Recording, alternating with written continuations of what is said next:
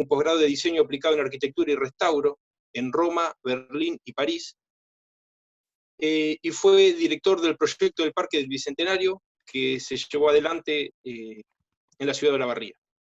Así que bueno, agradeciéndole nuevamente a todos ustedes y por supuesto a Leo por acompañarnos y por venir a compartir su experiencia, le cedo la palabra para que lo escuchemos.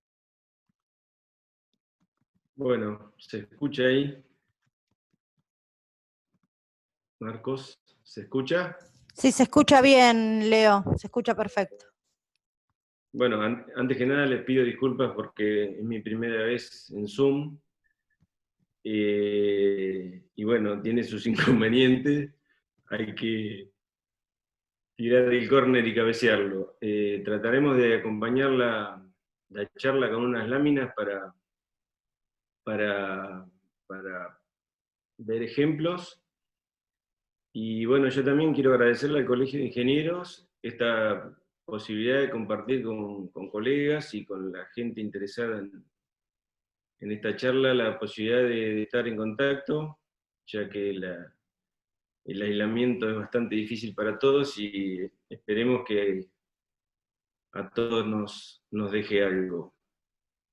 Fundamentalmente el ingeniero Marcos Cavilla, con el que hemos trabajado en conjunto. Bueno, esta es una charla de estrategia. Vamos a intentar analizar el contexto en el que se está desarrollando esta tremenda pandemia que afecta a todo el mundo, de la que poco sabemos. Al día de hoy no sabemos dónde está el final de este proceso, no sabemos cuánta gente se va a contagiar, ni sabemos de los que se contagien cuántos van a atravesar con éxito la enfermedad. Más del 80% de la población afectada vive en áreas urbanas. En algunos países ese porcentaje supera el 90%.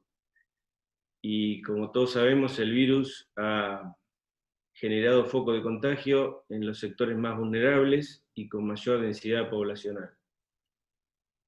El 75% de la fuerza de trabajo del mundo ha visto afectada su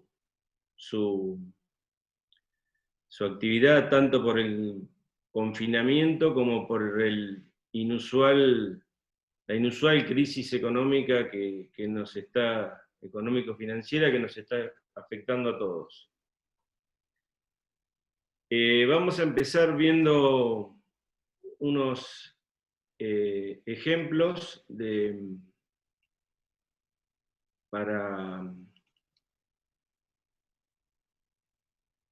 si me disculpan un segundo. Por ejemplo, en el año 1900, el 10% de la población mundial vivía en ciudades. En el año 2007, el 50% vivía en ciudades.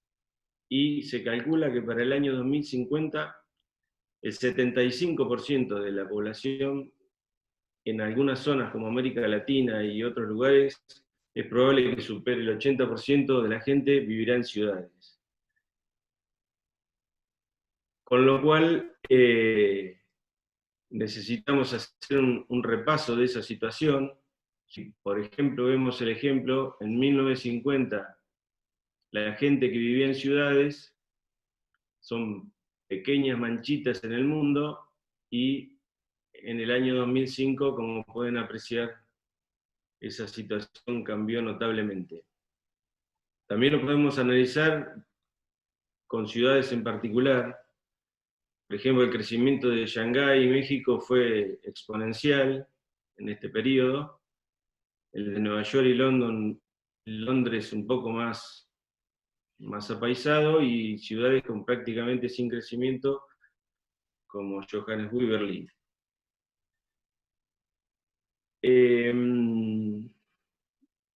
La densidad de las ciudades permite, como todos sabemos, ahorrar esfuerzos, ahorrar recursos en infraestructura, favorece los intercambios sociales, favorece la creatividad, la gente al convivir junta tiene la posibilidad de generar esfuerzos creativos y por lo tanto se facilita la cuestión laboral. Un caso particular, por ejemplo, que podemos ver en esta lámina, es que en Shanghái en el año 1980 había 121 edificios de más de 8 pisos. En el año 2010 eran 11.500. Entonces, ¿qué es lo que queremos significar con esto? Que la velocidad de los cambios es tan importante, es tan grande, que necesitamos un análisis más dinámico de nuestras ciudades. La mayoría de ellas ha sido concebida hace 1, 2 o más siglos, y seguramente la mayoría no ha sufrido impactos urbanos de consideración, salvo excepciones que después trataremos de ver los ejemplos.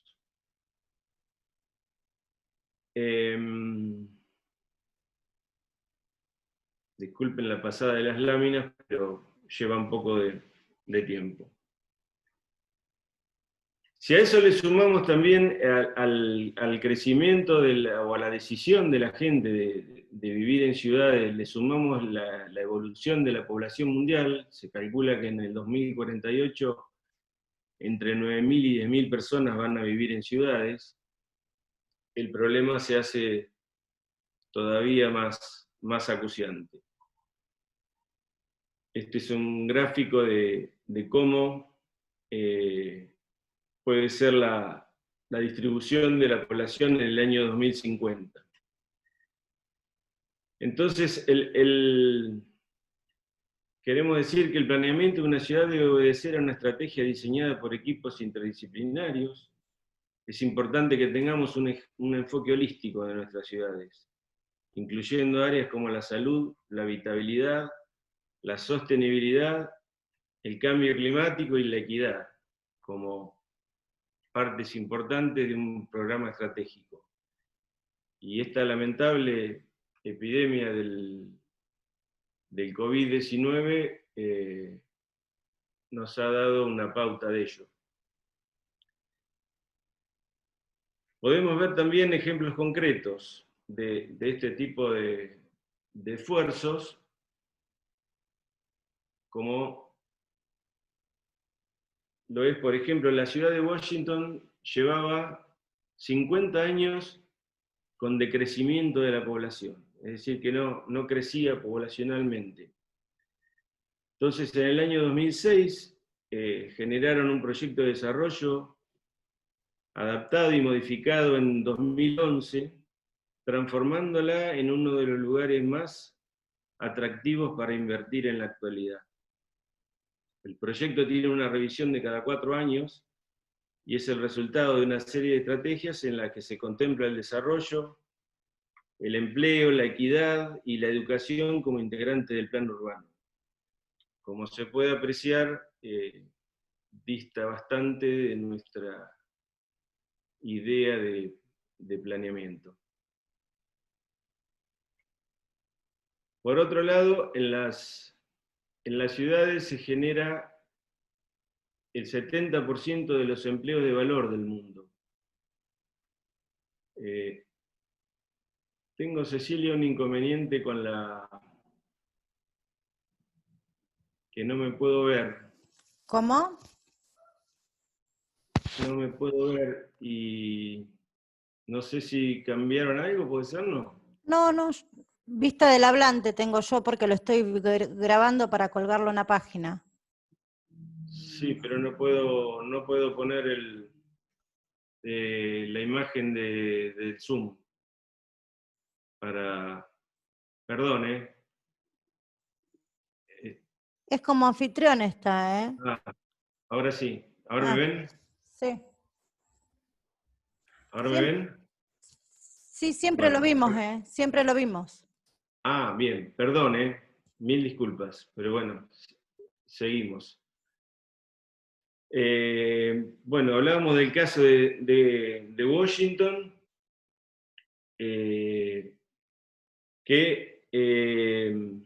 como ya lo mencionamos, es un caso de planificación urbana que no solamente está orientado a una cuestión urbana, sino que tiene en cuenta un montón de factores que son los que hoy en día se utilizan como estrategia, considerando datos claves como el empleo, la educación, y en este caso lo que nos ha enseñado el COVID-19, que necesitamos en los equipos interdisciplinarios incorporar gente vinculada a la salud, que normalmente no participaban de este tipo de proyectos. En las ciudades se genera el 70% de los empleos de valor. Son, por lo tanto, fuente de cultura, donde están en las ciudades están las universidades, los museos, los centros culturales, las universidades. O sea que la ciudad tiene una forma particular de vivir, vinculada a otra gente. Las ciudades son fuente de innovación y por lo tanto de creatividad. La densidad tan atacada por algunos autores es, como se puede ver, un elemento positivo siempre y cuando se la gestione y se la administre bien.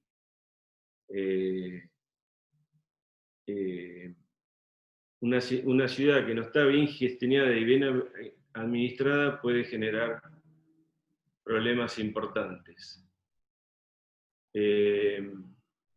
Esto es lo que acabamos de ver con esta pandemia, y un ejemplo de ello es el conurbano y las villas, que es un lugar donde el virus ha encontrado una manera de hacernos mucho daño, y esto se debe, entre otras cosas, a problemas de urbanización, básicamente a problemas de urbanización.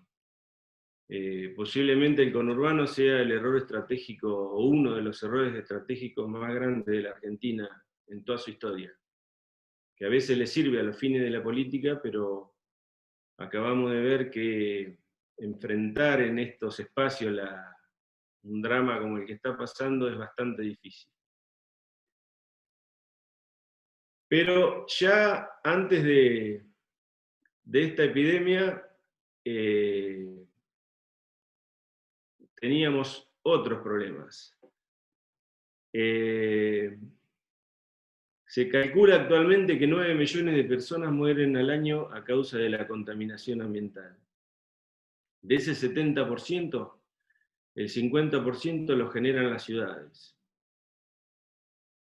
Y de ese 70%, el 50% lo genera el transporte y el otro 50% lo generan los edificios, es decir, donde nosotros vivimos, toda la energía que consumimos y todo lo que generamos genera una contaminación que hoy acabo de mirar, y esta pandemia tremenda que tenemos, llevamos al día de hoy cerca de 500.000 fallecidos, lamentablemente, y fíjense que la contaminación ambiental mata 9 millones de personas por año, con lo cual no hemos llegado casi ni al 10% de esa cifra. Esto quiere decir que no podemos seguir urbanizando con el modelo actual, es un modelo insostenible. Necesitamos hacer una revisión profunda de la manera en la que construimos nuestras ciudades. El otro elemento que tenemos que tener en cuenta y que ha hecho eclosión con esta epidemia de COVID-19 es el tema de las desigualdades. La globalización ha sido un modelo muy exitoso en algunos sentidos, por ejemplo, para brindar trabajo a un montón de gente que no lo tenía. Pero la deuda que tiene la globalización con este proceso es el incremento de las desigualdades, sobre todo en lugares como América Latina. La desigualdad provoca, por ejemplo, inseguridad, entonces eso en las ciudades crea focos de poca transitabilidad, retracción del comercio. En definitiva, se van creando focos de mala urbanidad que luego pueden desembocar, como hemos visto, en favelas, villas, guetos, o el nombre que se les dé en cada región. O sea que se requiere un nuevo paradigma de la urbanización y, como le dijimos anteriormente, esto debe ser, a nuestro juicio, resultado de un plan estratégico. Entonces lo que hemos generado es un plan estratégico tentativo donde desarrollamos una serie de puntos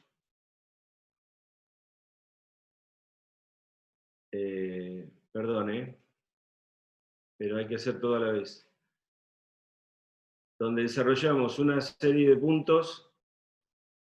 En definitiva, nosotros utilizamos 6 puntos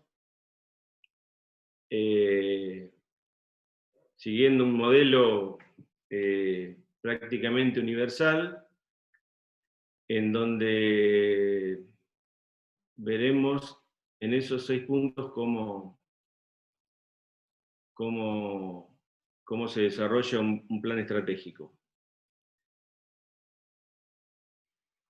El reto que se viene post pandemia es cómo vamos a invertir los recursos que van a ser muy escasos en salir de la crisis económica y urbanizar y no malgastar nuestros recursos como se viene haciendo, sino hacerlos de manera que nos rinda el resultado esperado.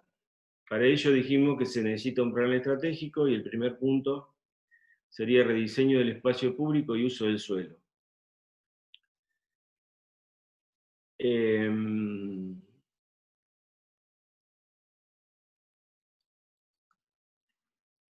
Vamos a ver el tema de la densidad en las ciudades. Cuando baja la densidad, cuando la ciudad se dispersa y se hace más abierta, bueno, lo que sucede es aumenta la dispersión, tenemos mayor dispersión, la mayor dispersión lo que provoca es menor accesibilidad, es decir, tengo menor acceso a los lugares a que necesito ir, y eso genera mayor movilidad. Hay una frase muy conocida que dice: la movilidad es el precio que pagamos por una mala accesibilidad. ¿Qué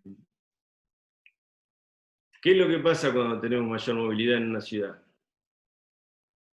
Bueno, tenemos mayor uso del suelo, mayor uso de combustible, aumenta la polución y aumenta el riesgo de accidentes. Este problema se ha visto evidenciado con la epidemia de COVID, porque uno de los problemas que tenemos es que es gente en movimiento. Precisamente hoy están viendo cómo manejar el transporte urbano, porque la gente moviéndose genera mayor riesgo y mayores posibilidades de contagio. Es el mismo riesgo que genera cuando el típico barrio que no tiene resueltas sus posibilidades de conseguir las necesidades y tiene que trasladarse para conseguirlas. Eso se debe a este aumento de la movilidad, hace que nos tengamos que estar moviendo permanentemente, y la cifra ideal sería que una ciudad moderna debería poder resolver el 70% de sus necesidades sin salir del barrio. Uno de los problemas de las ciudades latinoamericanas es su dispersión, lo que aumenta considerablemente el costo de los servicios. Además, la ciudad compacta es más eficiente en todos los sentidos. Vamos a ver, por ejemplo, cuál es la relación ideal entre espacio público y espacio construido. El ideal sería un 50%, que es lo que tenemos en el gráfico de la izquierda. de los cuales de ese 50% debería ser un 35% para el transporte y un 15% para parques y otros espacios verdes.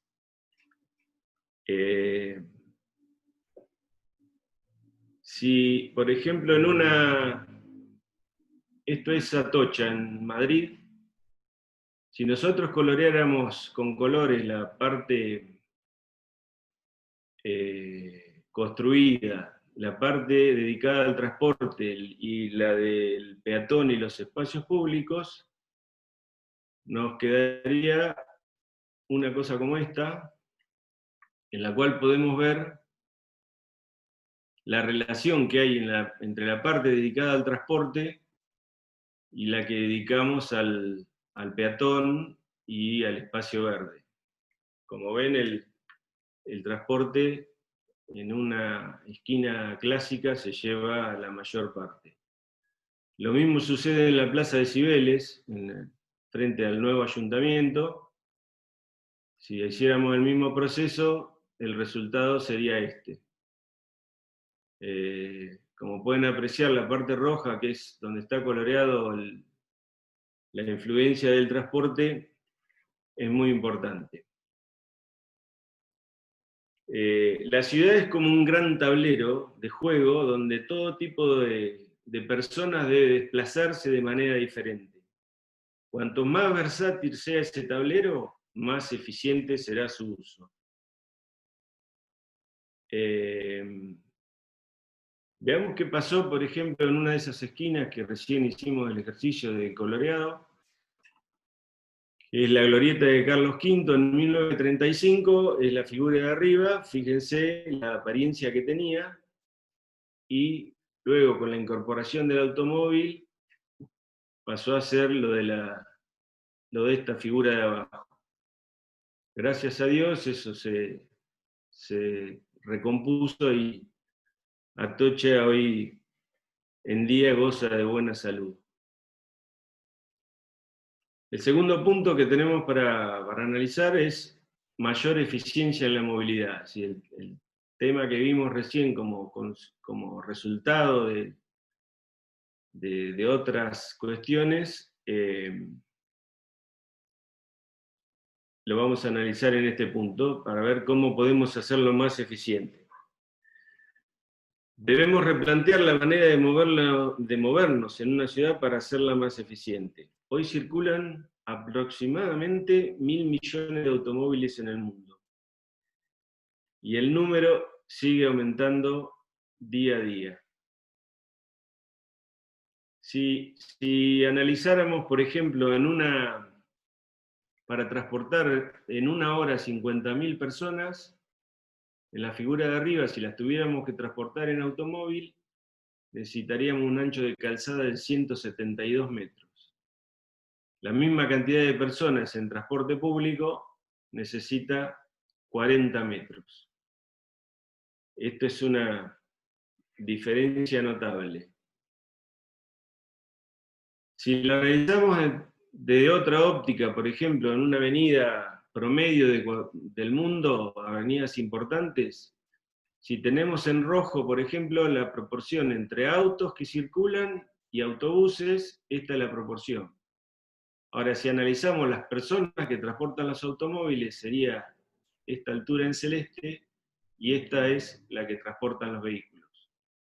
Con lo cual, tenemos otro problema con el automóvil. El tercer punto es, a mí me encantan los autos, pero el 95% de su vida útil, un auto está estacionado. Este es un trabajo español, por eso hay palabras que las van a reconocer como de allá. Solamente el 5% de la vida útil de un automóvil está usándose. Si analizamos el espacio público que está ocupando, este es el espacio público destinado a los automóviles, de promedio, vuelvo a repetir, entre varias ciudades del mundo, y este es el que ocupan transporte público, bicicleta y peatón. Pero es más grave aún el tema, porque 3 de cada 10 coches en circulación están buscando estacionamiento, con lo cual el problema se hace todavía más grave. Si quisiéramos analizarlo desde el punto de vista económico, cada peso que uno gasta caminando en suela de zapatos, lo que sea, a la sociedad le cuesta 0,01, en términos absolutos, ¿no? Cada peso que uno gasta en bicicleta, a la sociedad le cuesta 0,08. Es más, pero es despreciable también. Cada peso que se gasta en transporte público, acá tenemos que hacer la aclaración que generalmente el transporte público en casi todo el mundo está subsidiado, pero a la sociedad le cuesta 1,50. Y cada peso que gastás en automóvil, a la sociedad le cuesta 9,20. Y a su vez generando accidentes, polución, congestión, ruido. Este es un trabajo que encargó la ciudad de Monterrey para transformar todas estas variables en dinero, porque necesitaban ponerlo en números. Como ven, se analizó contaminación, cambio climático, accidentes, congestión y ruido, y ese es el resultado que dio. Como solución a este problema del automóvil aparecen como soluciones el coche eléctrico y el autónomo, que está hoy muy en boga, aunque estas dos soluciones no resuelven la falta de actividad física y la tremenda ocupación, como vimos, del espacio público. La bicicleta ofrece esas ventajas, no produce contaminación atmosférica ni acústica, no emite anhídrido carbónico, utiliza menos espacio, reduce la mortalidad prematura. Y vamos a ver un estudio que se hizo en 167 ciudades de Europa, encargado por Preventive Medicine, que encontró que se podrían evitar más de 10.000 muertes prematuras si el 25% de los europeos se moviese en bicicleta. O sea que toda actuación que pretenda reorientar la movilidad hacia un enfoque sostenible pasa por dos objetivos: disminución del uso del automóvil privado y fomento de los transportes públicos y no motorizados. Pero para que la gente circule a pie o en bicicleta necesitamos crearle las condiciones para que pueda. Sí, generalmente todos los que intentamos andar en bicicleta, no sé por qué aparece esto, todos los que intentamos andar en bicicleta sabemos lo peligroso que es circular en nuestras ciudades, y es algo que ya varias ciudades del mundo lo vienen resolviendo con mucho éxito. Es decir, necesitamos crear las condiciones para que, por ejemplo, la bicicleta o el peatón puedan desarrollarse en cuestiones de más seguridad. Una de las opciones que hay para resolver este tema, que se está realizando con bastante éxito, es generar calles completas, lo que se llama calles completas. Como se puede ver, este es un proyecto de la ciudad de Bilbao, donde se ha repartido distintas funciones, con transporte público, vehículos particulares, sendas para las bicicletas y una buena influencia del espacio peatonal. Este es un paseo en la ciudad de Madrid, Paseo Federico García Lorca. Tiene características de paseo, entonces hay menos usos, pero también está dirigido en el mismo sentido. a veces aparece como solución a esta cuestión en la calle peatonal, pero la calle peatonal tiene los problemas del abastecimiento de los comercios y en determinados horarios genera situaciones bastante difíciles de manejar.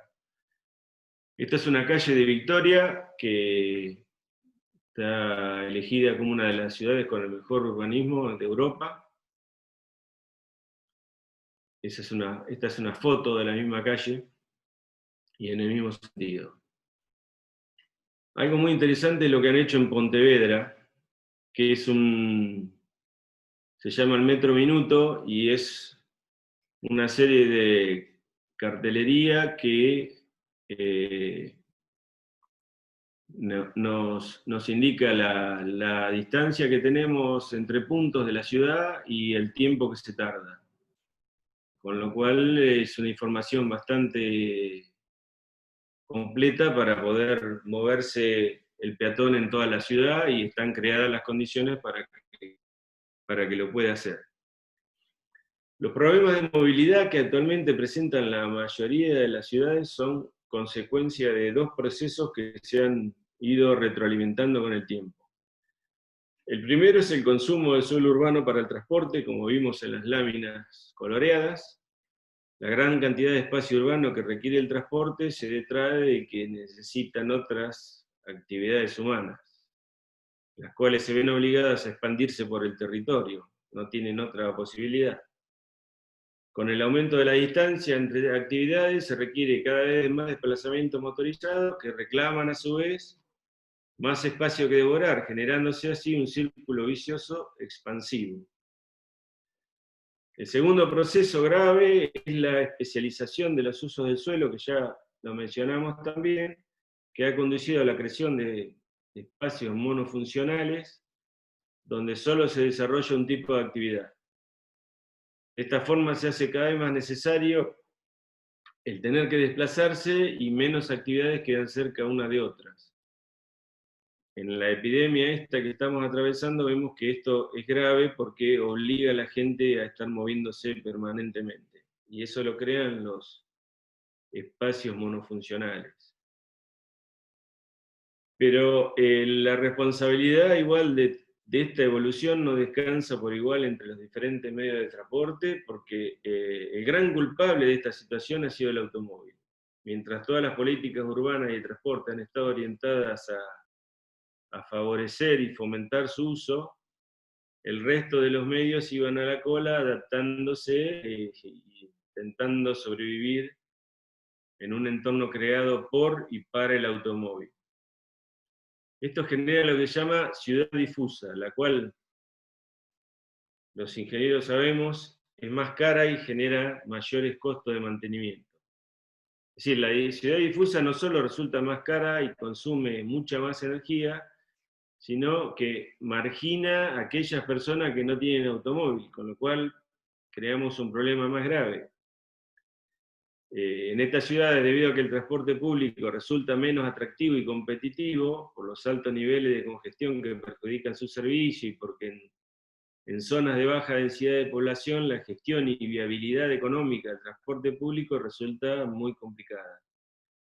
El coche se convierte en la única alternativa, lo que margina todavía más a las personas que no conducen, entre los que se cuentan los más desfavorecidos y los menos capacitados. El tercer punto es plazas y parques. Como ya dijimos, el verde de las ciudades cumple un papel fundamental para la calidad de vida de los habitantes, la captación del anhídrido carbónico, la compensación de las emisiones de carbono, mitigación del calor, absorción del ruido, son los beneficios más consabidos de estos espacios, a los que en la actualidad sumamos las actividades deportivas, los juegos infantiles, paseos, todas cuestiones que generan beneficios en la salud mental, un mejor funcionamiento cognitivo, niños más sanos, mejora el estado de ánimo general. Y como ejemplo podemos ver un estudio que se hizo en la ciudad de Filadelfia, que determinó que 400 muertes prematuras pueden prevenirse anualmente con la ampliación de una cobertura de árboles del 30%. De esas muertes, 200 pueden considerarse en sectores de bajo nivel socioeconómico y le generarían, evitar ese problema le generaría a la ciudad un beneficio anual de 4.000 millones de dólares. Con lo cual la influencia no es solo urbanística, sino que es muy importante para la economía de la ciudad. Bueno, tenemos el otro punto que creemos que tiene que estar, siempre está, siempre estuvo, pero veamos qué enfoque creemos que habría que darle al diseño de un plan urbanístico. Una aclaración importante es, le pusimos diseño jurídico, financiero y formal, porque en diseño lo que englobamos es el esfuerzo creativo. Es decir, cuando se habla de diseño jurídico, lo que estamos hablando de un conjunto de normas y reglamentaciones que nos permitirán desarrollar las acciones para mejorar la ciudad. El diseño financiero, donde se trabajan los recursos para ejecutar el plan. No se puede generar una transformación sin saber con qué posibilidades vamos a contar. Y debemos saber también cómo lo vamos a gestionar y cómo vamos a mantener lo que generemos. Por último, el diseño formal, que es el diseño como lo conocemos todos, de la forma y el objetivo de belleza que tiene que tener todo emprendimiento de este tipo. De la belleza de la ciudad depende muchísimo su performance futura. Está comprobado que las ciudades, las personas orgullosas de su ciudad, generan acciones más creativas y empáticas. También podemos ver ejemplos de esta situación, que por ejemplo, un proyecto muy importante es el proyecto Ringland en Amberes, que ha sido organizado en su totalidad por ciudadanos locales. Es un proyecto en modelo ascendente, que los estudios se financiaron mediante crowdfunding y posteriormente se presentaron al gobierno. Otros proyectos, por ejemplo, la ciudad de Hamburgo tiene previsto para el 2034, y encima nada menos que Hamburgo, no tener más automóviles. El proyecto ya arrancó y tiene el desarrollo, tiene la estrategia y la visión es terminar en una ciudad sin automóviles en 2034. Lo que sí ya hay son, en Alemania, en Friburgo, tenemos un barrio que ya hoy en la actualidad no tiene automóviles, que es el barrio de Vauban en Friburgo. Bueno, el punto 5 es el liderazgo. El liderazgo, yo me he tomado el atrevimiento de colocar a este señor en esta lámina, porque todo cambio genera, como todos sabemos, la resistencia al cambio es un elemento difícil de atravesar cuando uno elige hacer cambios. Y el liderazgo es fundamental. Yo por mi trabajo he tenido la suerte y la posibilidad de asistir a un montón de charlas de ciudades. Me han gustado muchas, algunas no, pero la que más me gustó de todas es una que dio ese señor de la figura, que es un señor que es médico anestesista. Fue 2 veces intendente alcalde de Barcelona y generó una de las transformaciones urbanas más importantes de los últimos tiempos. Hoy en día es director de Hábitat de las Naciones Unidas. Creo que lleva algo de 10 años. es el sucesor de Pascal Maragall y entre otras cosas por gusto da charlas de ciudades en casi todo el mundo.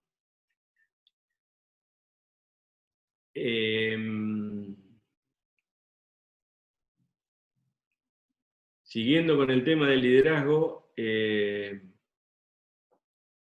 es lo que, por desgracia, es decir, todos nos encontramos frecuentemente con una falta de liderazgo y enfoque en las ciudades?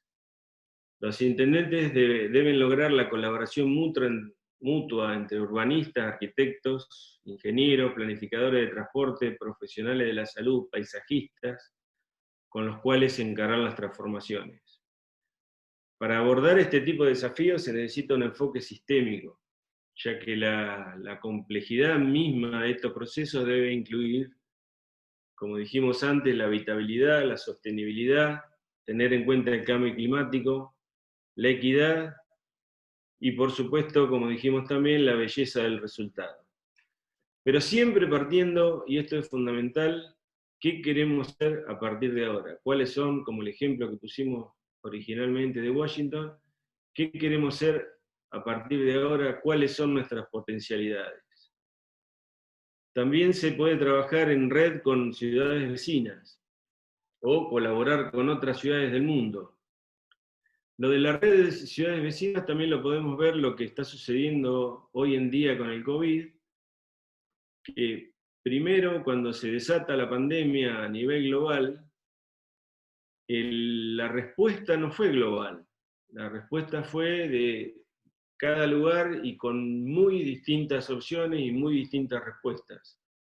Y lo mismo está pasando, por ejemplo, hoy en día con la ciudad, con nuestra ciudad, con Olavarría, que no ha podido coordinar este esfuerzo con las ciudades vecinas y estamos teniendo una serie hoy en día de inconvenientes porque no tenemos acuerdos, es decir, ninguna ciudad de la provincia tiene acuerdos con ciudades vecinas, que sería una salida interesante a partir de esta experiencia, o analizarlo por lo menos como resultado de esta experiencia.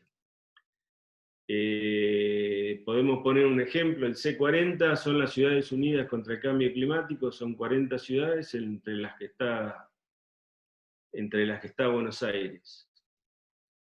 Cuando hablamos de liderazgo y estrategia, me gustaría citar un ejemplo que lo pasé de largo, que es de la ciudad de Nueva York. La ciudad de Nueva York, en determinado momento,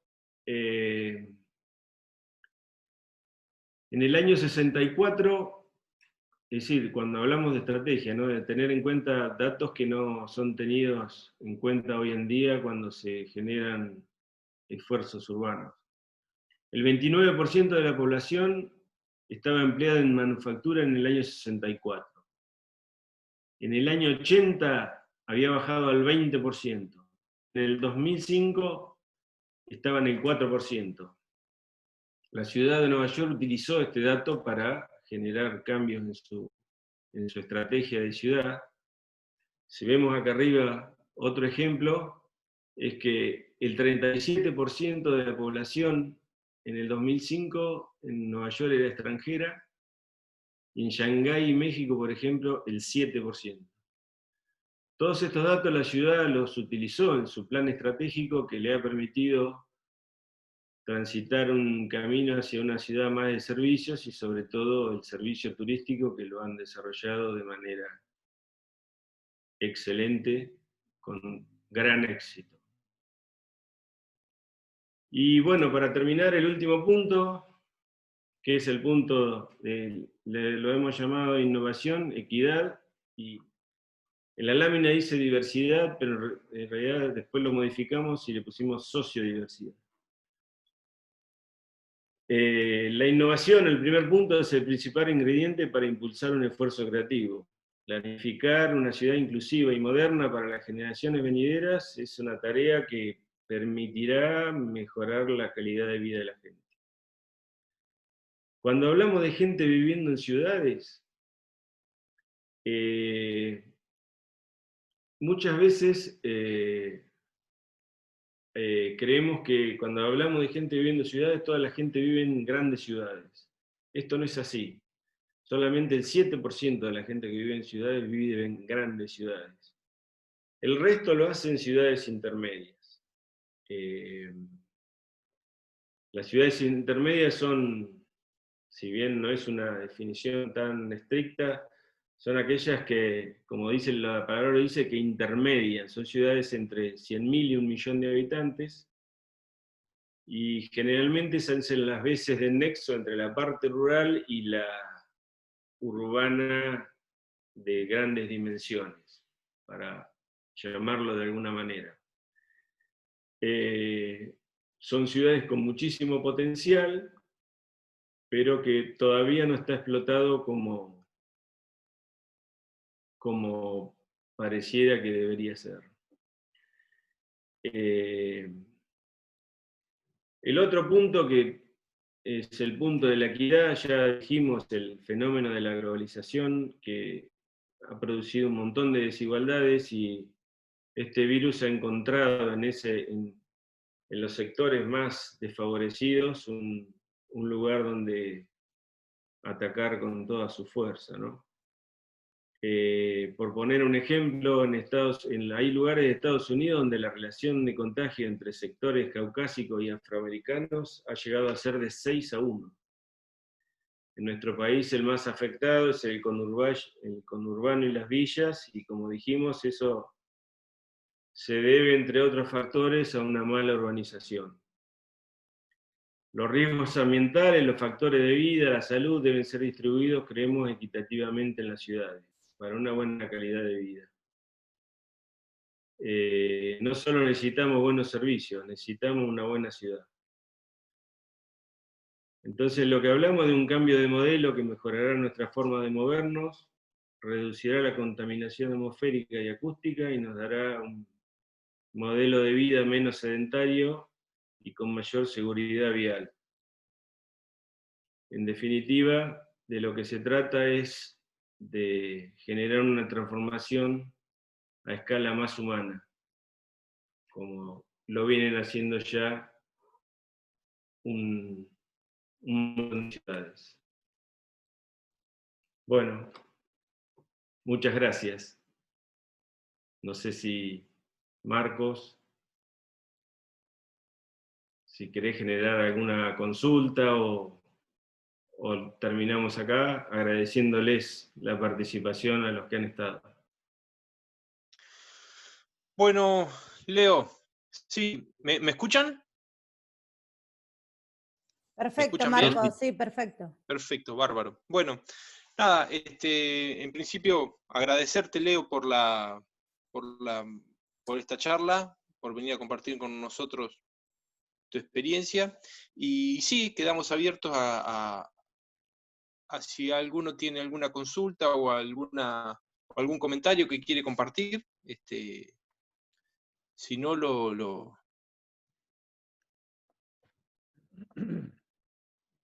le damos el cierre, pero Daniel, Marcos. no sé si... ¿Daniel?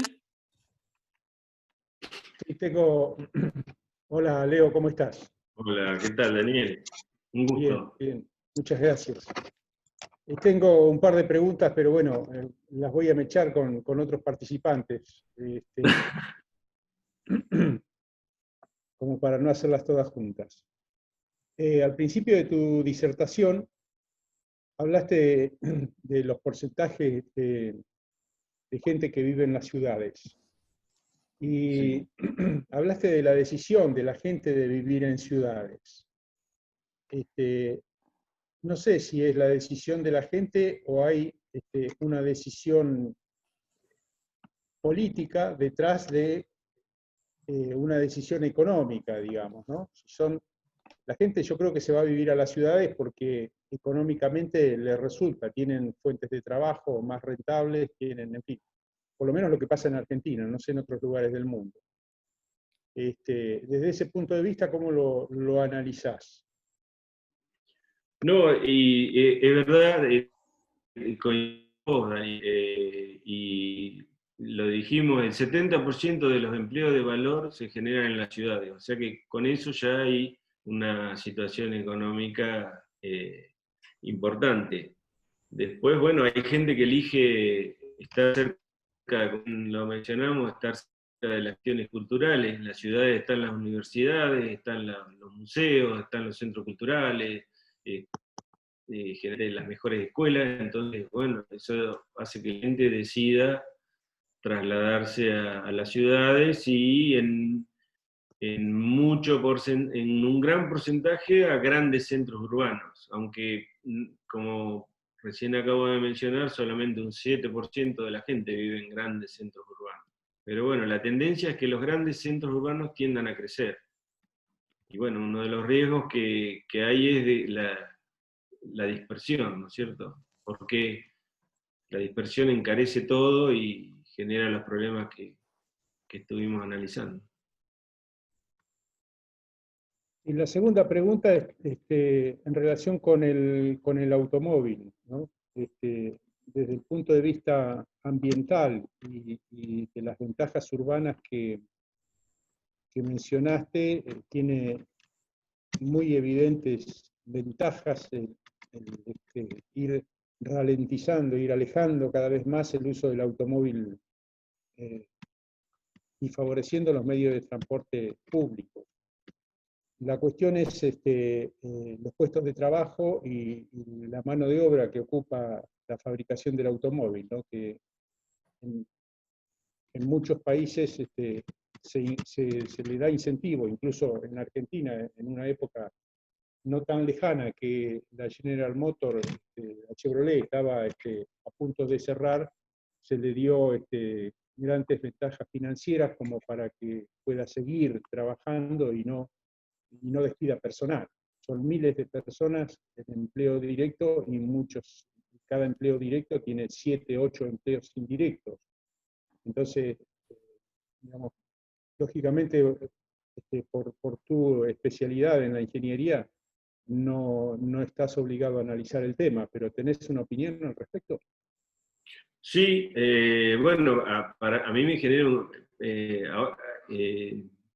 sí, la charla fue sobre datos científicos la mayoría. Ahora te hablo a nivel personal, yo tengo pasión por los automóviles, con lo cual esto me provoca un conflicto, tener que plantearlo de ese sentido, pero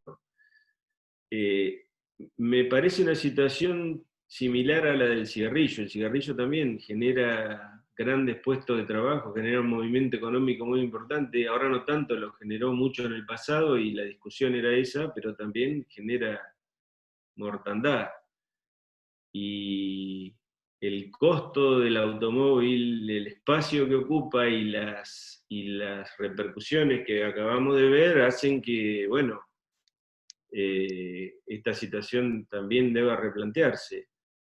Si analizamos que tenemos en el momento 1.000 millones de automóviles circulando por el mundo y encima la proporción crece y crece y crece, hay ciudades como por ejemplo Los Ángeles, hay un promedio de 3. Los Ángeles tienen problema de lo que hablamos de la ciudad difusa y muy extendida. Yo he tenido la suerte de estudiar en Los Ángeles. Marco se comió el posgrado de diseño de Los Ángeles, pero en Los Ángeles, por ejemplo, hay 3 automóviles por cada habitante de promedio. Con lo cual, hasta parece una locura. Y eso lo genera, entre otras cosas, la disposición de la situación urbana de Los Ángeles. Yo hice otro Master Program de gestión con la Universidad del Centro, y me tocó, por ejemplo, hacer una práctica, un análisis de una empresa que era un viñedo adentro de la ciudad de Los Ángeles. Un viñedo.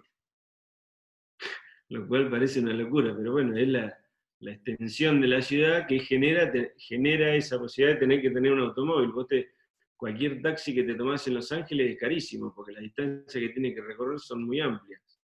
Entonces, bueno, todo eso tiene un precio. Se puede hacer porque California tiene uno de los productos brutos internos más grandes del mundo, pero Nosotros no podríamos hacer eso y como también lo explicamos en otro punto, generalmente esto rebota muy fuerte en los sectores más desposeídos.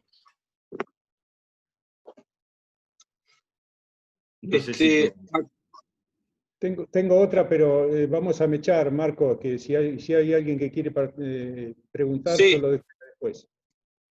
Bueno, acá tengo dos consultas, una del ingeniero Alejandro Merlo. Dice que recién, Leo, te referiste a que el 7% de la gente vive en grandes ciudades. Que bueno, que eso es a nivel mundial. ¿Qué contraste representa para Argentina que el AMBA contenga el 30% de la población? ¿Y cómo se puede desarmar eso?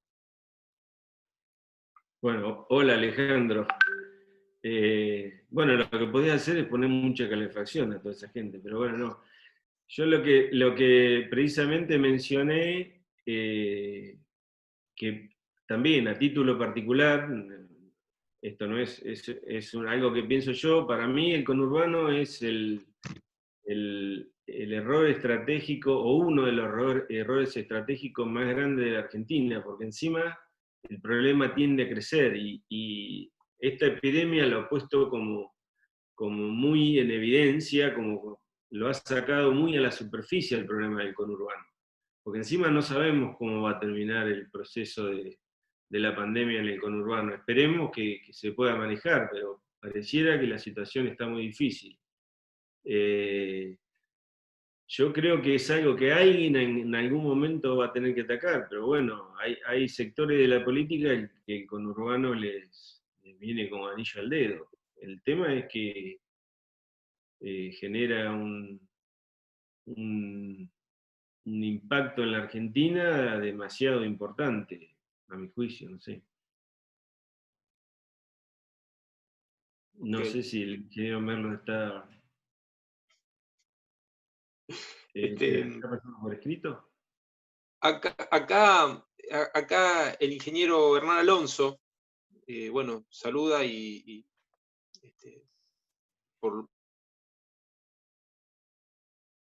que según el modelo de ciudad concentrada, ¿sobre qué densidad por hectárea estaría hecha la elección de dicho modelo?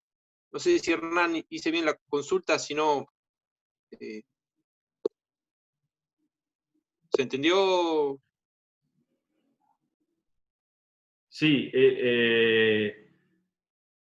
no te sé decir en cifras, eso son datos que, por ejemplo, hay un índice histórico de cuántos metros cuadrados por habitante se manejaban en el pasado, que andaba alrededor de los 200 metros, y hoy creo, pero eso varía mucho en el mundo.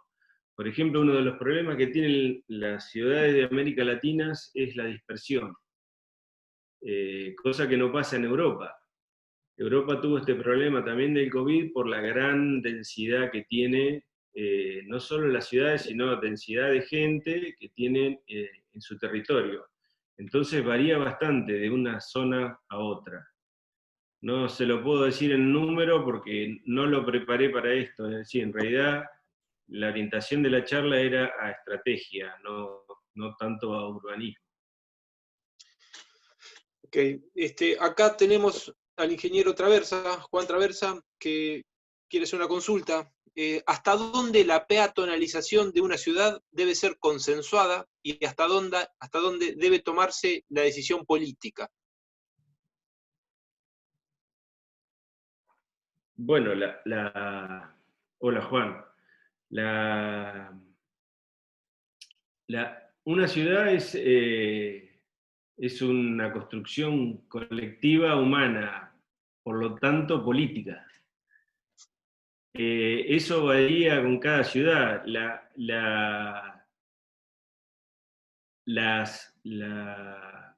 Los modelos peatonales, a mí particularmente, no son los que más me entusiasman,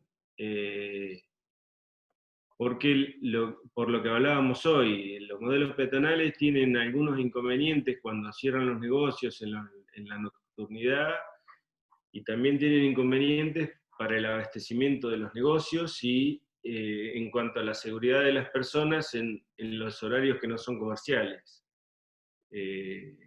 Con lo cual, las calles mixtas o completas aparecen como mejor solución para lo que se hace hoy. De todas maneras, lo que poníamos todo eso eran ejemplos, lo que manejábamos eran ejemplos de cómo atacar los puntos que pusimos como estrategia para lo que se viene, ¿no es cierto? Es decir, vuelvo a repetir, esta no es una charla de urbanismo, sino de estrategia. La estrategia la tiene que dictar cada ciudad, por eso decía, es una construcción política, en definitiva, colectiva, humana. Entonces son decisiones que se hacen por política y el objetivo y lo que quisimos decir con esta charla es que debe surgir de un esfuerzo interdisciplinario y estratégico. Es decir, nunca tenemos que abandonar hacia dónde vamos, ¿sí? ¿Qué pretendemos, como el ejemplo de Nueva York? Si se nos cayó en un gran porcentaje, en un 30%, la manera de distribuir nuestra ocupación en la ciudad, no podemos seguir en el mismo camino, sino que tenemos que generar una estrategia para transformar, como el ejemplo que puse, una ciudad en servicio. Creo que pasa por ahí, y debe ser, la pregunta que hace Juan para mí debe ser resultado de una estrategia y de un plan estratégico multidisciplinario.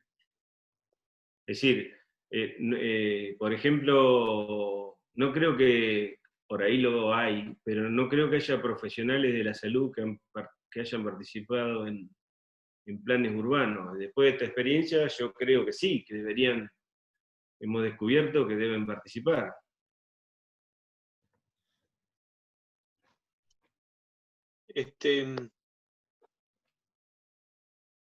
Acá tengo una consulta de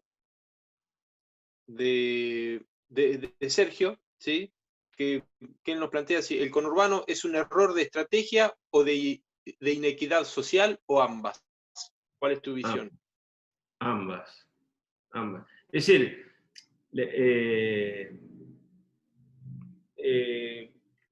yo creo que la razón, el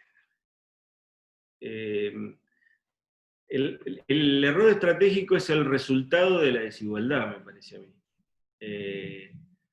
Porque es como hablábamos hoy, eso seguramente igual que las villas no se formaron de un día para el otro como son, es un proceso que se ha ido dando a lo largo del tiempo.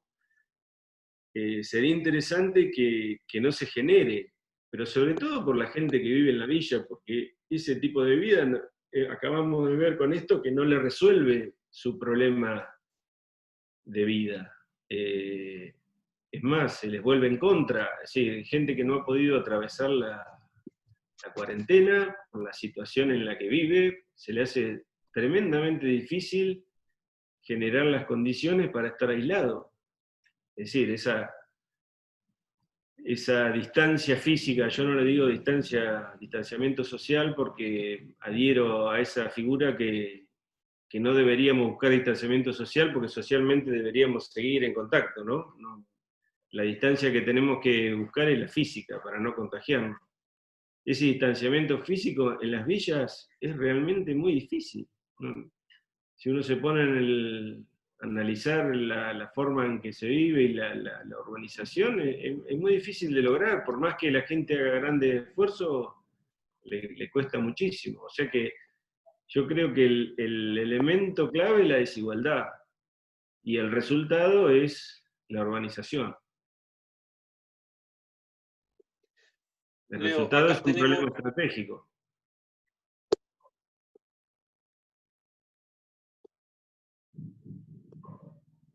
Acá tenemos a Hernán, que plantea que hay un debate que lleva muchos años en nuestras ciudades pequeñas a intermedias en nuestra provincia, esas que son de 50.000 a 200.000 habitantes.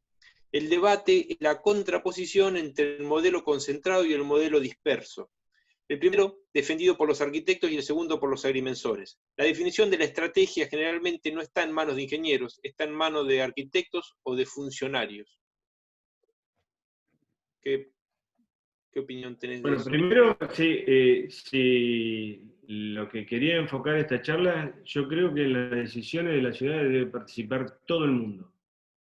Después, cada especialidad hará lo que le corresponde, pero sí es necesario que participe todo el mundo, porque el beneficio de una buena ciudad, de una buena organización, va a ser para el habitante de la ciudad, y el perjuicio cuando los trabajos se hacen mal, como esta gente del conurbano, también lo va a sufrir el habitante de la ciudad. Por lo tanto, el habitante de la ciudad tiene que participar, tiene que ser partícipe activo de las decisiones que se toman, que como todos sabemos, no todos lo hacemos, pero hay que empezar a participar más. Si me podés repetir, por favor, la pregunta. No, era una reflexión. Marco, discúlpame, la otra parte de la pregunta. Más que nada.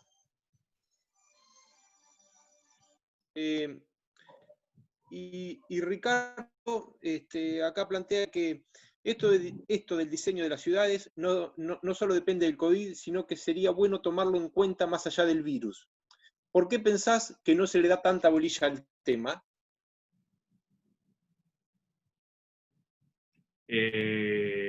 No lo sé. Yo creo que hay hasta el día de hoy una manera de trabajar en esto, y que es lo que acabamos de decir acá, que hay que cambiarla, hay que tener un enfoque que parta de una estrategia hacia dónde queremos ir, eso que hablamos, por ejemplo, de la relación entre ciudades.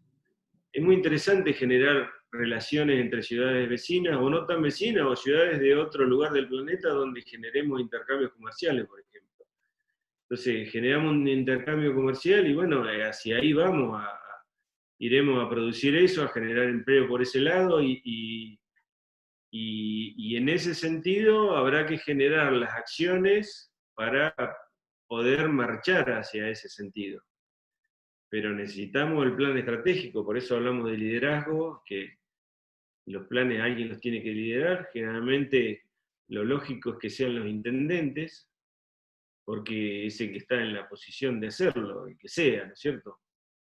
Y bueno, después el intendente, como acabamos de decir, designará o trabajará con la gente que pueda cumplimentar cada determinada tarea a la que corresponda.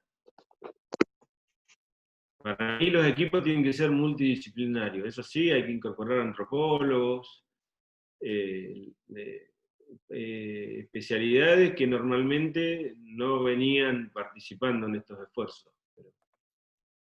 Ok. Acá Daniel quiere hacer una consulta. ¿Palacio? Bueno, sí, Leo, te aclaro que yo en mi especialidad no abarca para nada el tema que estás tratando, ¿no? Es un interés personal nada más, pero estoy bastante alejado del tema que están tratando. Creo No, que acabamos de decir que es un tema de todos. La ciudad la habitamos todos. Digamos, por mi edad me ha tocado presenciar algún tema y veo determinados desequilibrios económicos, por lo menos en Argentina, ¿no? En este sentido que voy a plantear. Por una parte se están talando bosques en el norte y en casi todo el país para incorporarlos a la producción agropecuaria. Pero por otra parte, grandes superficies en la mejor zona que tiene el país para la producción agropecuaria, se pasan a incorporar a las ciudades. Ahí lo veo a Jorge Castellano, que me puede acompañar en este planteo que voy a hacer. O no, me puede acompañar o no. Hace aproximadamente 50 años, en el Gran Buenos Aires, la edificación de las ciudades, salvo algunos puntos aislados, terminaba prácticamente en el camino de cintura.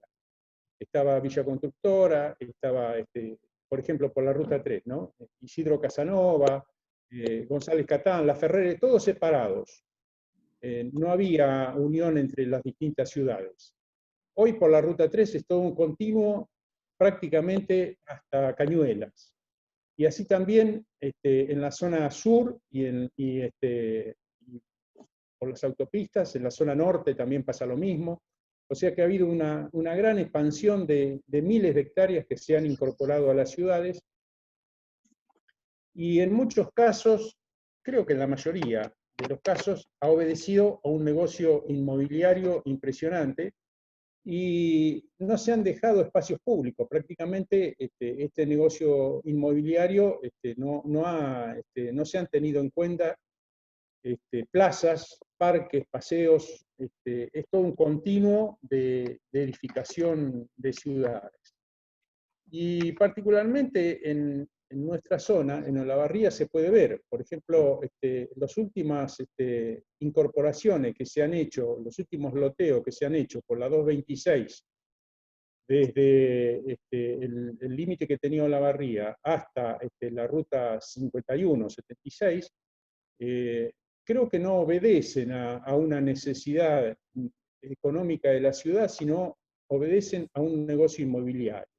Entonces creo que lo que está, por una parte está todo el planteo que vos estás haciendo desde el punto de vista profesional y del diseño de ciudades, teniendo en cuenta todo este planteo profesional. Pero en esta mesa de equilibrio falta incorporar una pata sumamente importante, que es la cuestión inmobiliaria, la cuestión del negocio inmobiliario, ¿no? Que la política y los ciudadanos obliguen al negocio inmobiliario a incorporarse al diseño de ciudad tal cual está planteado en un plan como el que vos acabás de diseñar.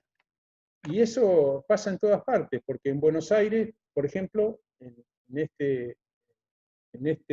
el gobierno anterior, digamos, se han incorporado grandes zonas que había verdes, que quedaban, de las pocas que quedan en Buenos Aires, se han incorporado al negocio inmobiliario.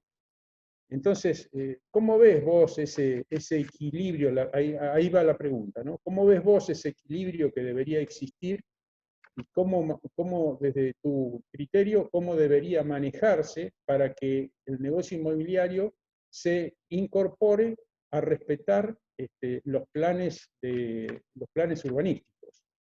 No sé si está clara la pregunta. Sí. Bueno, para empezar, el desarrollador, es decir, la inmobiliaria, cuanto menos espacio tenga que destinar a espacio público, a transporte, a lo que sea, va a estar... sí, él va a ir todo lo que lo dejen, porque lo que está haciendo es un negocio, lo único que busca es un negocio.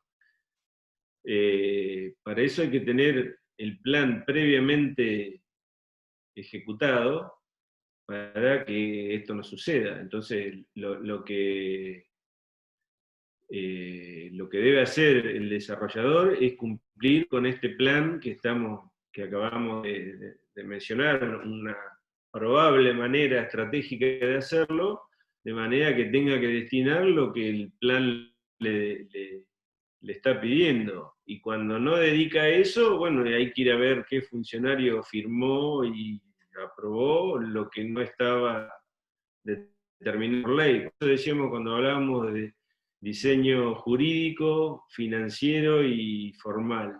El diseño jurídico debe incorporar todas las normas que hagan que el proyecto sea viable y se haga de la manera que corresponde. Y quien no lo haga, como en todas las cosas de una sociedad moderna, tendrá que pagar las consecuencias. Pero tiene que estar en el plan, tiene que venir en el... No podemos en manos de los desarrolladores inmobiliarios el futuro de una ciudad. El futuro de una ciudad lo tiene que decidir la ciudad, o sea, sus integrantes, que siempre van a estar liderados seguramente por la parte política. que es la que encargará el proyecto estratégico. Bueno, disculpame una repregunta. Ahí tenemos el caso de Bariloche con el Cerro Catedral, por ejemplo, que estaba todo urbanístico, pero la política se unió con el desarrollador y terminó el Cerro Catedral, que la gente tuvo que movilizarse para que se respete el plan urbanístico, ¿no? Sí, bueno, eso, Daniel, pasa en todo el mundo. A mí me tocó en el año 92, fui haciendo un trabajo a España y en un momento estábamos muy cansados y paramos en una muy pequeña ciudad que se llamaba Benalmádena. Y estuvimos muy cómodos en un hotel, descansando 2 o 3 días, porque realmente estábamos cansadísimos de recorrer y de ir y venir. Y dijimos un fin de semana y nos quedamos más días. Como a los 10 años, ¿viste esas localidades donde se ve el hotel principal contra el mar y después toda una serie de casitas bajitas?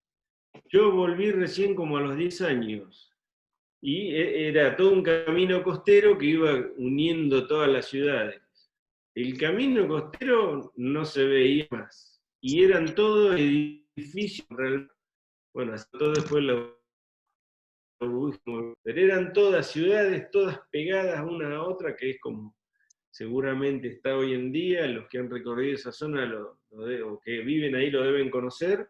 Son todas ciudades pegadas una a otra y el hotel estaba, lo encontré después, establecido entre todos los edificios.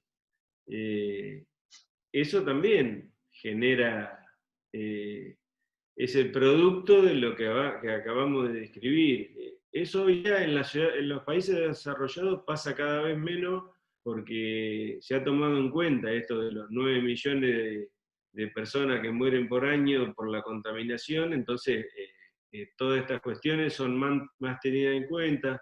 Hay mucho más grupos que defienden estas estéticas, y sobre todo grupos ecológicos que son muy activos. Entonces no es tan fácil hoy en día. Pero en Latinoamérica eso es bastante difícil. Leo, ¿me escuchás? Sí, sí, sí. Una consulta que se me ocurre,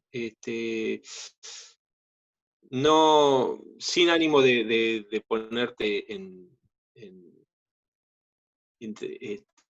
una situación incómoda, pero me gustaría que desde tu visión, desde tu experiencia, de tu conocimiento, nos comentes, nos tires así, sin ahondar demasiado, porque seguramente esto debiera ser una charla aparte, ¿no? Pero, ¿cuál es tu visión sobre Olavarría?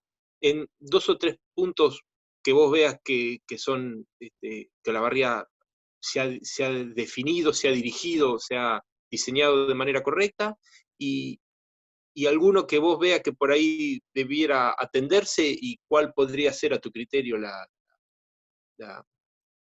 acción a realizar. Y después también, si a vos te parece que nosotros desde los ingenieros e ingenieras que vivimos acá en Olavarría,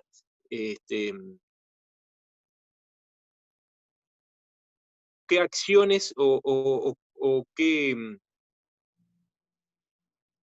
podemos nosotros desde nuestra profesión en el día al día aportar para mejorar Olavarría, ¿sí? Más allá de practicar la ingeniería dentro de las normas correctas, ¿no? Pero por ahí tu visión del perfil del ingeniero luego de esta pandemia.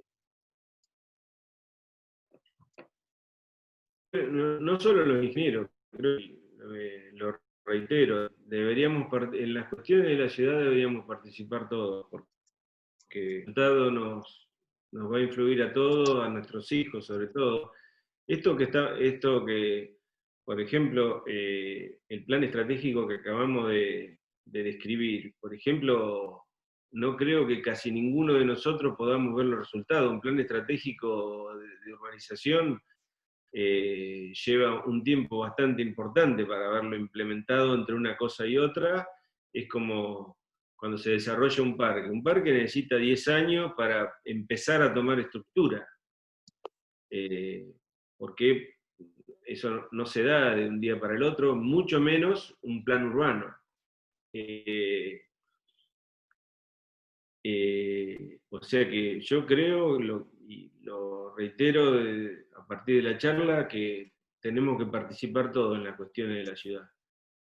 En cuanto a Olavarría, bueno, es decir, sería muy largo la descripción. Indudablemente de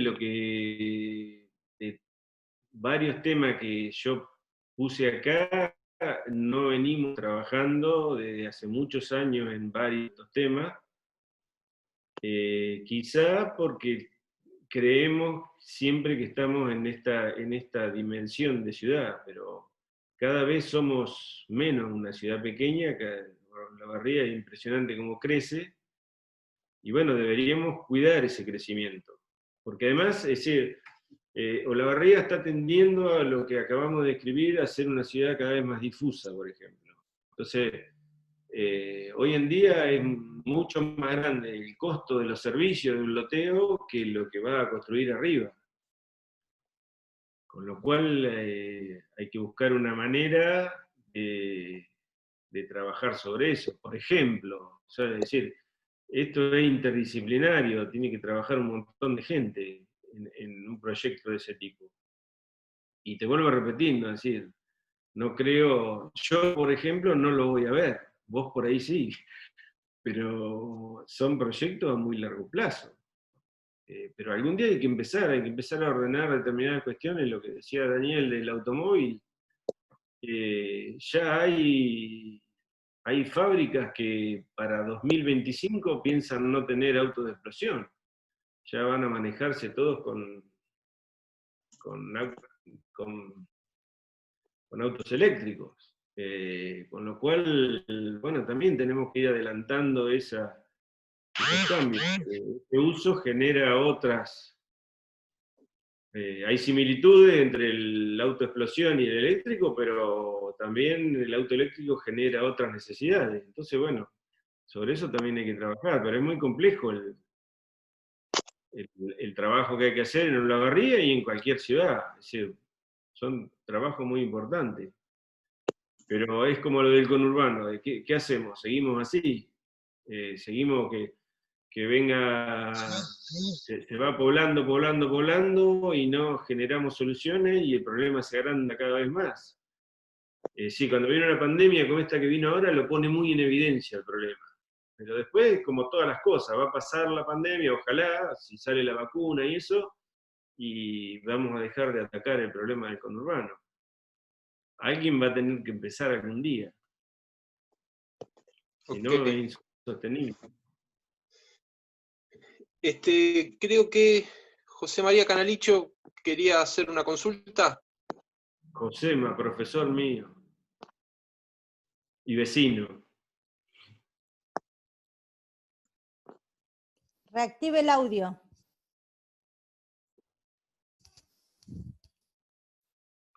Acá. Ahí está. Ahí está. ¿Me escucha? ¿Cómo andás, Leo? ¿Qué sé, José? ¿Qué decís? Bien. Mirá, no, yo me acordaba, viste, porque tengo algunos años más que vos. Acá hubo un director que después los políticos hicieron lo que hicieron también. Yo no sé si el plan director de esa época se adecua, porque por supuesto, evidentemente nadie siguió nada, pero bueno, había un plan director de la ciudad de Olavarría que no se siguió nunca. Entonces, eso me lleva a lo que vos dijiste recién, de que ninguno más participó de eso y se hizo lo que el intendente del momento quiso hacer.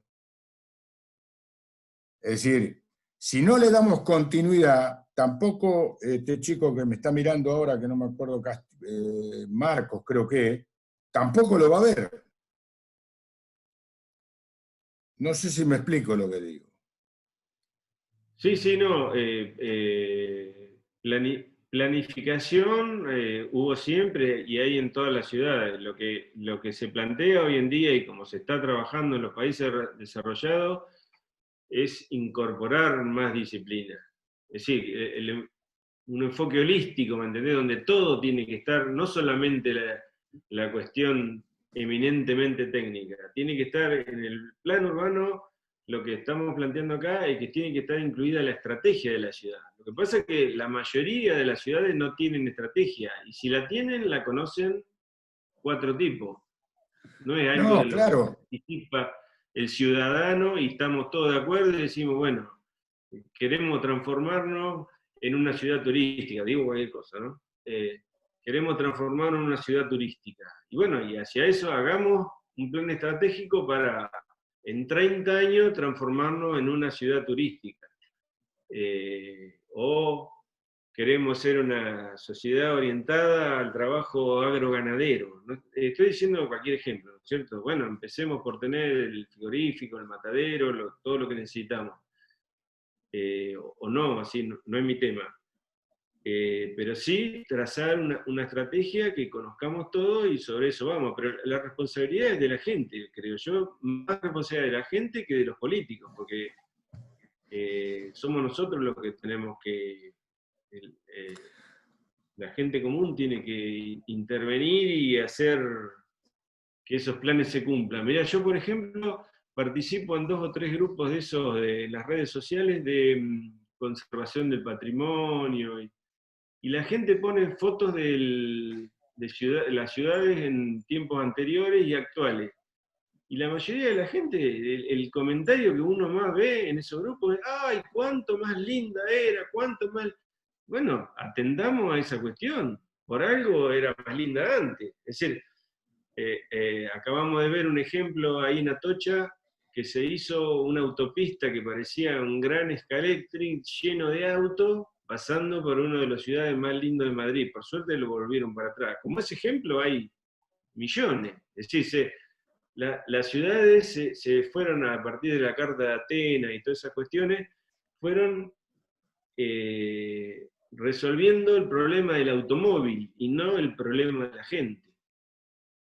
Por ejemplo, en ese sentido, ¿no? O sea, los problemas, las variables son muchísimas, pero, es decir, la charla esta termina con una imagen en Nueva York, donde hay una imagen donde están pasando un montón de autos y en la otra está toda la gente compartiendo, ¿no es cierto? Es decir, ¿queremos una ciudad para el automóvil o queremos una ciudad para la gente? ¿Para quién hacemos las ciudades? Esa es la pregunta. No sé, José, Bueno, si te contesté, o si esa era la pregunta.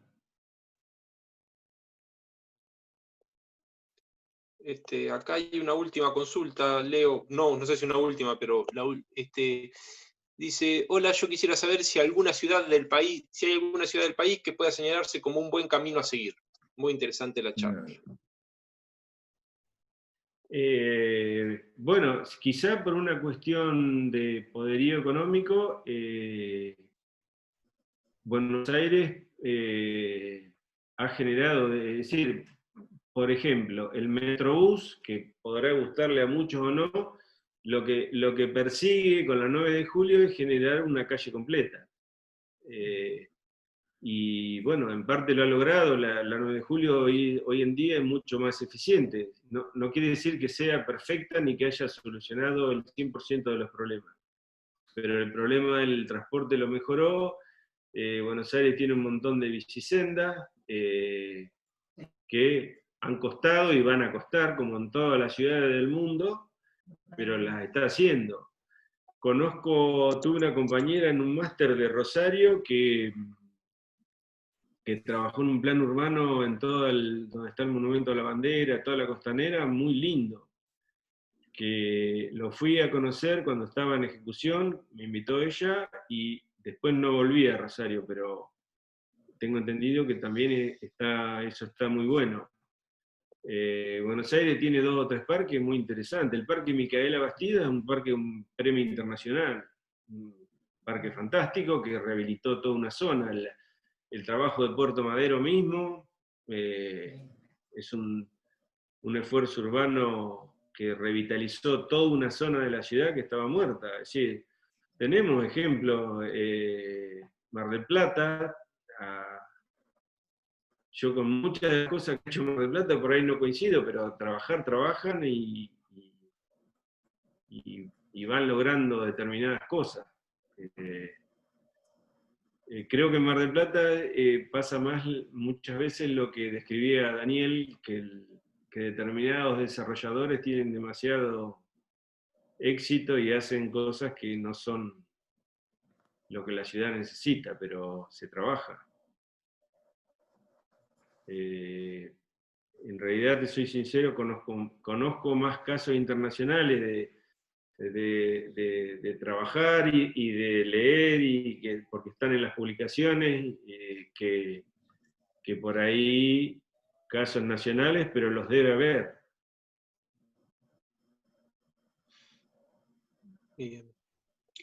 Acá leo unos comentarios de Sergio, dice, de todas maneras, estas ciudades del interior deben armar planes de desarrollo, pero estos son y serán dinámicos, caso como Tandil.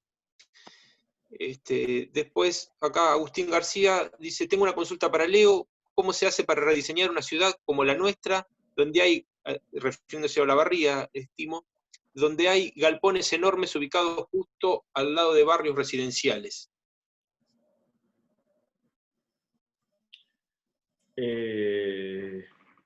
Bueno, eso se resuelve, es decir, hay ejemplos acabados en todo el mundo. El Soho de Nueva York, por ejemplo, era un barrio industrial que se transformó en un barrio comercial de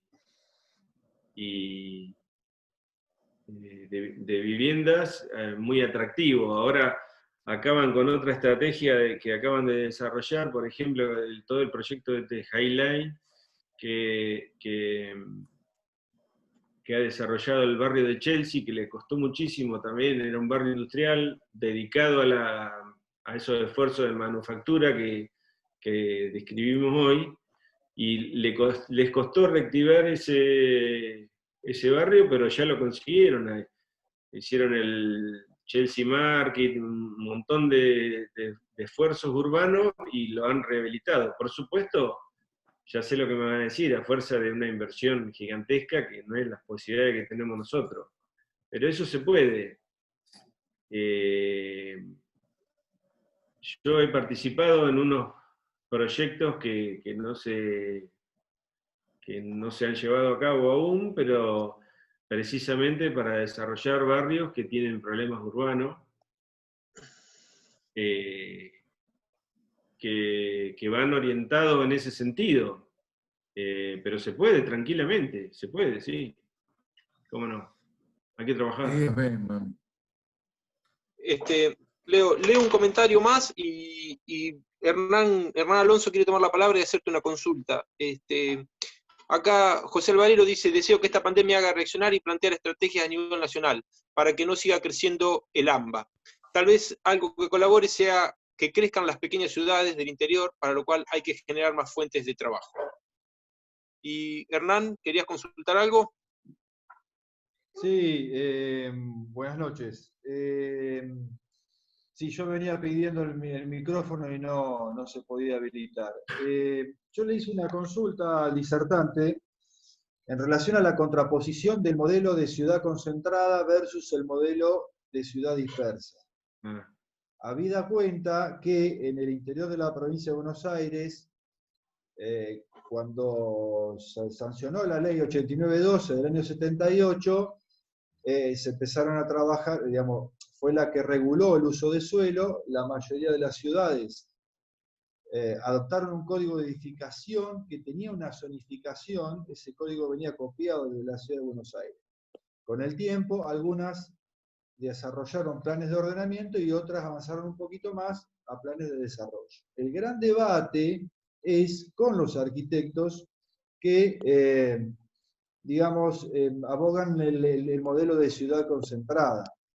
Y yo lo puse en el chat recién, digamos, el debate que hay, sobre todo con los agrimensores, que están más por el modelo de ciudad extendida. La realidad que depende también de la cuestión, digamos, sociocultural de la localidad, de la escala, y de aspectos que tienen que ver con la geomorfología propia también de ese territorio. Lógicamente, las ciudades costeras tienen una barrera, que es el mar, las ciudades serranas tienen una barrera, que son las sierras. Quizás por ahí la cosa va por la parte mixta, pero yo anteriormente también hice la pregunta de densidad, porque sobre densificar ciudades concentradas, por lo menos los que venimos hace años debatiendo este tema, nos parece más perjudicial que la ampliación de núcleos urbanos. ¿Contesto, Marco? Sí, sí, adelante, Leo, por supuesto, sí. Sí, el tema, ¿qué creo yo? El tema básicamente es ambiental y económico. Básicamente económico. La ciudad difusa es mucho más cara, con lo cual los recursos de la ciudad que tiene que afectar primero a la construcción, a los servicios que tiene que construir, a llevar el pavimento, son mucho más altos y a la vez el mantenimiento también se hace más caro. ¿Por qué? Y la vida de la gente se transforma en una vida donde hay más movilidad. Es decir, al ser más difusa para determinadas acciones, por eso por ahí lo que se busca en este tipo de ciudades difusas también es un uso mixto de las... No tener barrios monofuncionales. Yo iba a poner hoy ejemplos, por ejemplo, de barrios de vivienda social donde son casas, no hay un espacio comercial, que los hay, pero no quería generar polémica. Pero la vivienda social se da mucho, que se hacen casas, que también es por un beneficio económico, y la ciudad, después esa gente, hasta cuando vuelve a la noche, si se tomó unas copas, no sabe dónde está su casa. ¿Viste? Pierden totalmente la identidad y no tienen resuelto determinados problemas como educación, todo lo que generan los usos mixtos, poder resolver. Por eso decíamos, la ciudad moderna tiene que resolver el 70% de sus necesidades sin salir del barrio. Pero no es una receta de cocina, es que lo acabás de decir vos. Hay que tener en cuenta, tengo el mar, tengo la montaña, bueno, con todos esos elementos trabajo, elaboro y sobre todo me fijo qué es lo que quiero hacer, qué ciudad quiero lograr, qué es lo que quiero, que es la pregunta que nos está faltando. Para mí no se puede volcar en una planilla toda la estrategia de una ciudad. Es decir, esa que tenemos hasta el día de hoy, que es como una recetita de cocina: densidad, 150 habitantes, uso, no, es decir, que eso sea el resultado de un trabajo estratégico, eso es lo que plantea la charla, en el cual podamos incorporar un montón de cosas. Porque si no, nos queda fuera el ejemplo, por eso viene a cuento este tema de la pandemia, que hay cosas, hemos descubierto, que nunca las tuvimos en cuenta. Y se vuelven en contra de la organización de una ciudad y no podemos dar respuesta, en este caso, una epidemia, en otros casos, a otras cuestiones que pasarán por otro carril. Pero vuelvo a repetir, no quiero ser reiterativo, tiene que haber un plan estratégico, y de ese plan estratégico llegar a un resultado con todos los elementos a la vista, como el ejemplo ese que pusimos en Nueva York. Bueno, vamos a tratar de tener una ciudad más compacta o vamos a tener una ciudad difusa.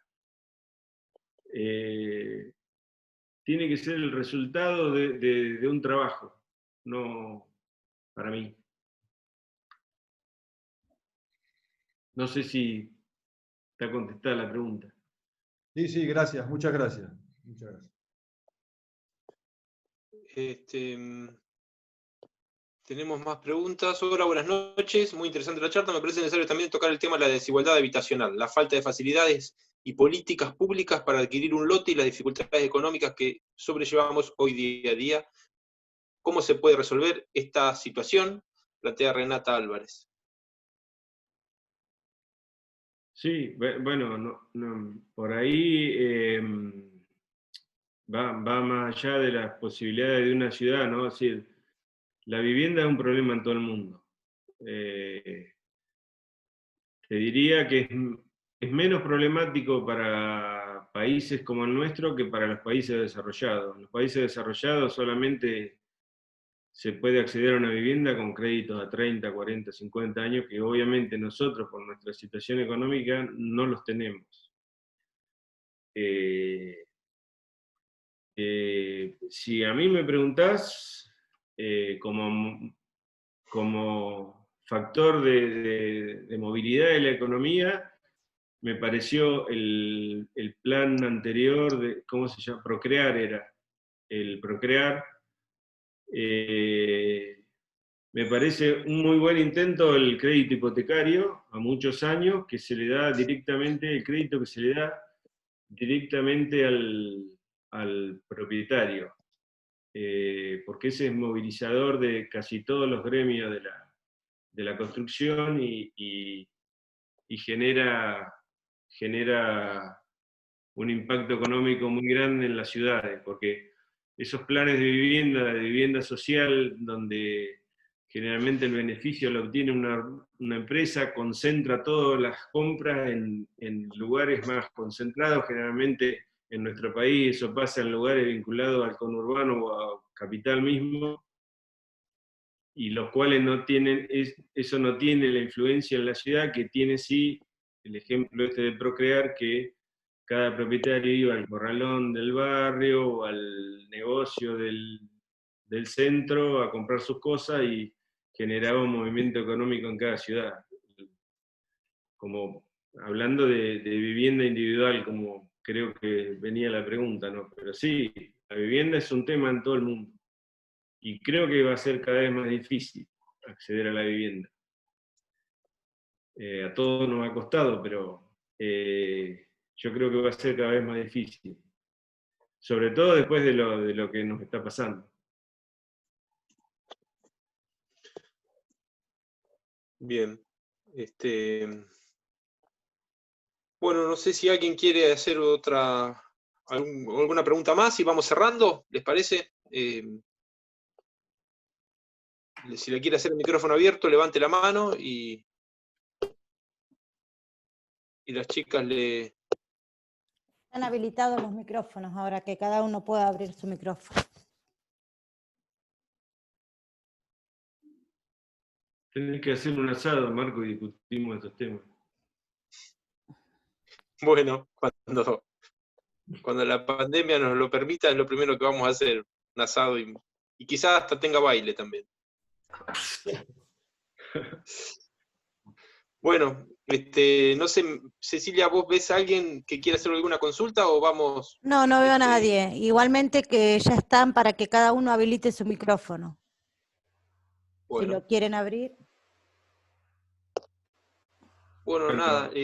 Particularmente les agradezco la participación infinitamente. Espero haber respondido lo que se preguntaba, pero bueno, fueron variadas las preguntas. Bueno, los invito a todos a que continuemos con el ritual de todas las charlas que venimos haciendo, que habilitamos los micrófonos y desde la individualidad de cada uno de nosotros le acompañamos con un aplauso al disertante y bueno, nos veremos la próxima en la charla que nos va a acompañar María. Bueno, María Peralta. gracias, Leo. Así que bueno, si les parece bien, invitarlos a la disertación del ingeniero Peralta. El lunes. Sí, la próxima lunes tenemos la charla de la ingeniera Peralta. Bueno. Están todos invitados. Muy bueno, Leo, muchas gracias por la charla. Gracias. Muy bueno, Leo. Buenas noches.